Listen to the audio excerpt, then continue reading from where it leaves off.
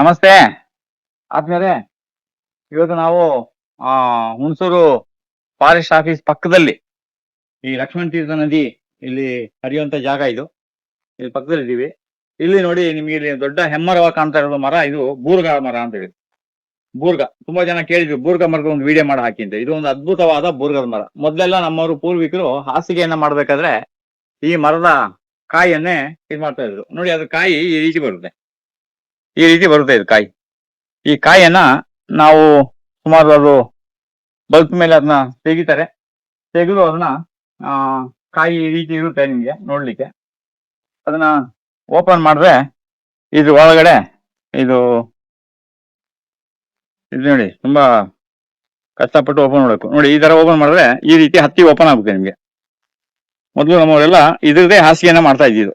ನೋಡಿ ಈ ರೀತಿ ಬರುತ್ತೆ ಇದು. ಈ ರೀತಿ ಇದನ್ನ ಬಿಸಿಲಿಗೆ ಹಾಕಿದ ಕಾಯಿನ ಈ ರೀತಿ ಇದು ಹಾಸಿಗೆ. ಇದರ ಹಾಸಿಗೆನೆ ನಿಜವಾಗಿ ಹಾಸಿಗೆ ಬಳಸ್ತಾ ಇದ್ದಿದ್ದು, ಎಲ್ಲರೂ ಮಲಗಕ್ಕೆ ಬಳಸ್ತಾ ಇದ್ದಿದ್ದು ಹಾಸಿಗೆ ಇದ್ರದೇನೆ, ಬೆಡ್. ಇದನ್ನ ಮಾಡ್ಕೊಳ್ತಾ ಇದ್ರು ಮೊದ್ಲೆಲ್ಲ ಹಳ್ಳಿ ಕಡೆ ಬರೋರು. ಏನು ಇದನ್ನ ಬೆಡ್ ಮಾಡ್ಕೊಡಕ್ಕೆ ಕೆಲವರು ಬರೋರು. ಆಮೇಲೆ ಇದ್ರ ಮುಂದಿನ ಇದನ್ನ ನಿಮ್ಗೆ ಬೀಜ ಬೇಕು ಅಂದ್ರೆ ಇದನ್ನೇನ್ ಮಾಡಿದ್ರೆ ಇದ್ರಲ್ಲಿ ಬೀಜ ಬರುತ್ತಲ್ಲ ನೋಡಿ, ಈ ರೀತಿ ಈ ಬೀಜವನ್ನ ನಾವು ಬಳಸ್ಕೊಳ್ಬಹುದು. ಈ ರೀತಿ ಈ ಸರಿ ನಾವು ನರ್ಸರಿಯಲ್ಲಿ ಇದ್ರ ಬೀಜದ ಗಿಡಗಳನ್ನ ಈಗ ಮಾಡ್ತಾ ಇದೀವಿ. ಇದು ಈ ತರ ಇರ್ತದೆ ಬೀಜ. ಇದು ನೋಡಿ, ಇದು ಹತ್ತಿ ಈ ತರ ಬರ್ತದೆ. ಇದು ಆರೋಗ್ಯಕ್ಕೆ ತುಂಬಾ ಒಳ್ಳೇದು. ಬಿಡಿಸ್ತಾ ಇದು ಬಹಳ ಚೆನ್ನಾಗಿ ಬರ್ತದೆ. ಇದು ನೋಡಿ ಈ ತರ ಎಲ್ಲ ಬೀಜ ಇರ್ತದೆ. ಇದು ತುಂಬಾ ತುಂಬಾ ವಿಶಾಲವಾಗ್ತದೆ. ಈಗ ಗಾಳಿಲಿ ಇಟ್ರೆ ಇದು ಏನಾಗ್ತದೆ, ಈಗ ಅದು ಹಾರಕ್ಕೆ ಶುರು ಆಗ್ತದೆ. ಈಗ ಗಾಳಿಗೆ ಈ ರೀತಿ ಹಾರಕ್ಕೆ ಶುರು ಆಗ್ತದೆ. ಈ ರೀತಿನೂ ಅದು ಪ್ರಚಾರ ಆಗ್ತದೆ. ಆಮೇಲೆ ಇದನ್ನ ಹಾಸಿಗೆಗೆ ಬಳಸ್ತಾ ಇದ್ರು, ಆರೋಗ್ಯಕ್ಕೆ ತುಂಬಾ ಒಳ್ಳೇದು. ನಮ್ಮಲ್ಲಿ ಸಾಧಾರಣವಾಗಿ ಏನ್ ಮಾಡೋರು ಅಂದ್ರೆ ಈ ಏನ್ ಹೇಳ್ತಾರೆ ಅದಕ್ಕೆ, ಬಾಣಂತಿಯರು ಮಗು ಡೆಲಿವರಿ ಆದ್ಮೇಲೆ ಅವ್ರನ್ನ ನಾವು ಬಾಣಂತಿ ಅಂತ ಹೇಳ್ತೀವಲ್ವಾ, ಬಾಣಂತಿಯರಿನ ಹಾಸಿಗೆಯಲ್ಲಿ ಮಲಗಿಸ್ಬೇಕಾದ್ರೆ ನೆಲ್ಲುಲ್ಲುನ ಕಟ್ ಮಾಡಿ ಹಾಕ್ಬಿಟ್ಟು ಹಾಸಿಗೆ ಅಂದ್ರೆ ಬಟ್ಟೆ ಒಳಗಡೆ ಅದನ್ನ ಹಾಕ್ಬಿಟ್ಟು ಅದ್ರಲ್ಲಿ ಹಾಸಿಗೆ ಮಾಡೋರು. ಬಟ್ಟೆ ಒಳಗಡೆ ಮೇಲೆ ಬಟ್ಟೆ ಕವರು, ಅದ್ರ ಒಳಗಡೆ ಏನ್ ಮಾಡೋರು ಅಂದ್ರೆ ಭತ್ತದ ಹುಲ್ಲನ್ನ ಕಟ್ ಮಾಡಿ ಅದ್ರದ್ದು ಹಾಸಿಗೆ ಮಾಡಿ ಅವ್ರಿಗೆ ಬಿಸಿ ಆಗಿರ್ಲಿ ಅಂದ್ಬಿಟ್ಟು ಬಾಣಂತಿಯರನ್ನ ಹಾಸಿಗೆಯಲ್ಲಿ ಮಲಗ್ತಾ ಇದ್ರು. ಮತ್ತೆ ಬೇರೆಯವರಿಗೆ ಆರೋಗ್ಯವಂತರಿಗೆ ಏನ್ ಮಾಡೋರು ಅಂದ್ರೆ ಈ ರೀತಿ ಹಾಸಿಗೆಯನ್ನೇ ಹಾಕ್ತಾ ಇದ್ರು.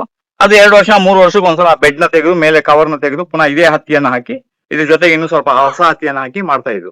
ಈ ಹತ್ತಿಯನ್ನ ಬಳಸುವಾಗ ನಮ್ಮವರೆಲ್ಲರೂ ಸಂಪೂರ್ಣ ಆರೋಗ್ಯವಾಗಿದ್ರು. ಈಗೇನಾಗಿದೆ ಅಂದ್ರೆ ಎಲ್ಲ ಕಮರ್ಷಿಯಲ್ ಆಗ್ಬಿಟ್ಟು ಏನಾಗಿದೆ, ಕಂಪನಿಯವರು ಅದು ಇದು ಅಂತ ಅಂದ್ಬಿಟ್ಟು ಹೀಗೆ ಬರ್ತದೆ ಹಾಗೆ ಬರ್ತದೆ ಅಡ್ವರ್ಟೈಸ್ಮೆಂಟ್ ಜಾಹೀರಾತು ಮಾಡಿ ಎಲ್ಲ ಬೇರೆ ಬೇರೆ ಬೆಡ್ಗಳನ್ನ ಬಳಸೋದ್ರಿಂದ ನಮ್ಮ ಆರೋಗ್ಯಕ್ಕೆಲ್ಲ ತುಂಬಾ ಸಮಸ್ಯೆ ಆಗ್ತದೆ. ಅದು ಒಳ್ಳೇದಲ್ಲ. ಈಗ ನೋಡಿ ಇಲ್ಲಿ ಇವಾಗ ಇದು ಬೂರ್ಗದ ಮರ ಈ ತರ ಇದೆ, ಇನ್ನು ಕಾಯಿ ಇದೆ. ಇದು ಇಲ್ಲಿ ತುಂಬಾ ಕಾಯಿ ಇದೆ. ಈ ಮರ ಈ ತರ ನೈಸ್ ಇರುತ್ತೆ, ಸುಲಭದಲ್ಲಿ ಹತ್ತಕ್ ಆಗಲ್ಲ. ಈ ಮರಕ್ಕೆ ಜಾರುತ್ತೆ ಮರ.